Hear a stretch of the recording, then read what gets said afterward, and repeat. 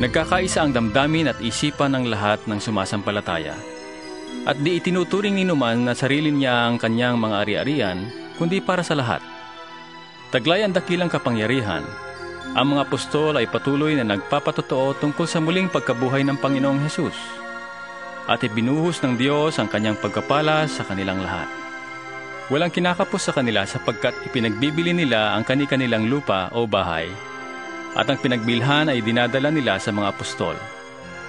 Ipinamamahagi naman iyon ayon sa pangangailangan ng bawat isa. Ganon ang ginawa ni Jose, isang Levitang taga-Chipre, na tinawag ng mga apostol na Bernabe, na ang ibig sabihin matulungin. Ipinagbili niya ang kanyang bukid at ibinigay sa mga apostol ang pinagbilhan.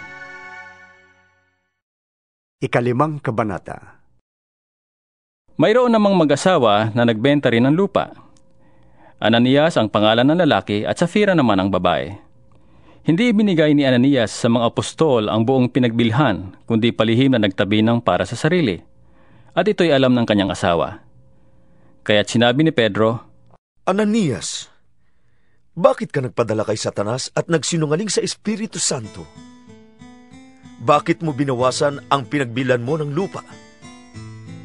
Bago mo ipinagbili ang lupa, hindi ba iyo yon? At nang maipagbili na, hindi ba iyo rin ang pinagbilhan?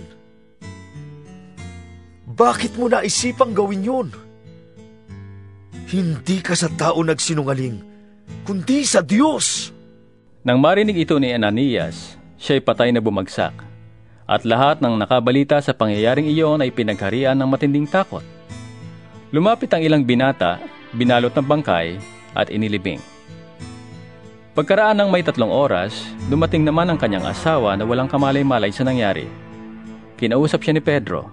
Sabihin mo sa akin, ito nga ba lamang ang kabuuang halagang pinagbilhan ninyo ng inyong lupa? Oo, yan lamang.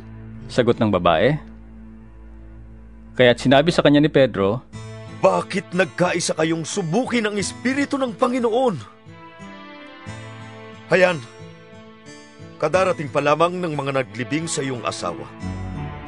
At ikaw naman ngayon ang isusunod.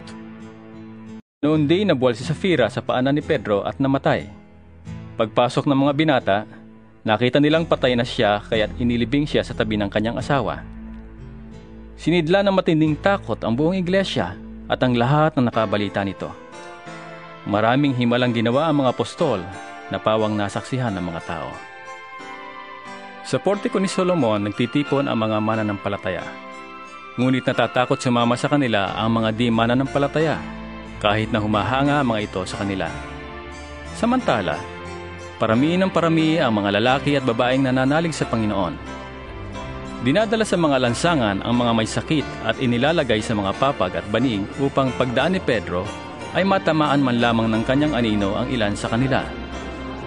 Dumating din ang maraming tao mula sa mga karatig bayan ng Jerusalem.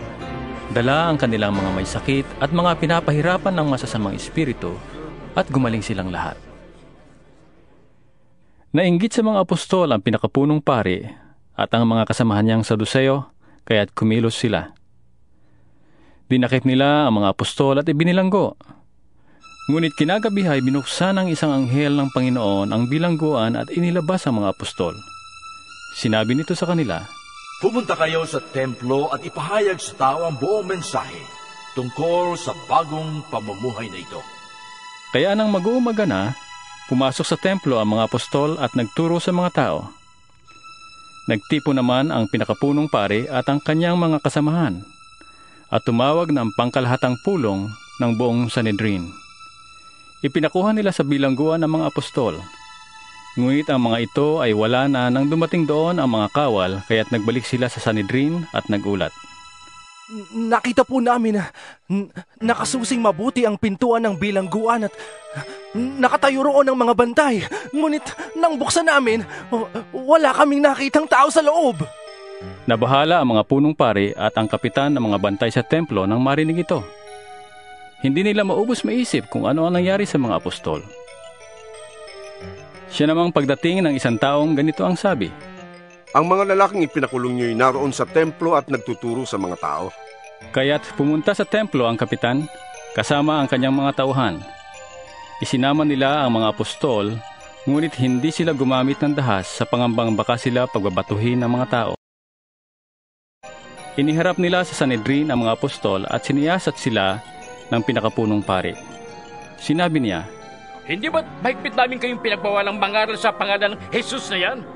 Ngunit tingnan ninyo ang inyong ginawa. Laganap na sa Jerusalem ang inyong turo, at ibig pa ninyo kaming papanagutin sa dugo ng taong yan. Sumagot si Pedro at ang ibang mga apostol, Sa Diyos kami dapat sumunod at hindi sa tao. Ang Diyos ng ating mga ninuno ang muling bumuhay kay Jesus na pinatay ninyo nang siya'y inyong ipapako sa krus.